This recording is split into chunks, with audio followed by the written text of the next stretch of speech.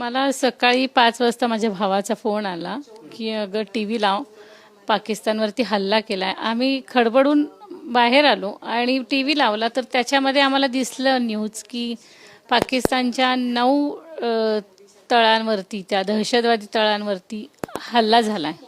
आणि त्याच्यानंतर मी वाचलं की ऑपरेशन सिंदूर.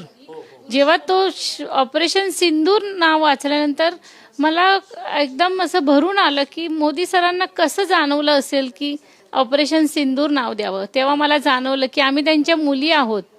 मुलींचे नवरे गेल्यानंतर एका वडिलांना काय वाटू शकतं, ह्या ज्या त्यांच्या भावना होत्या, त्यामुळे त्यांनी ते ऑपरेशन सिंदूर असं नाव दिलं.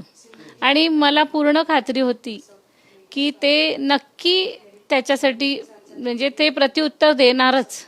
पण सिंदूर हा शब्द हा एका पत्नीसाठी किती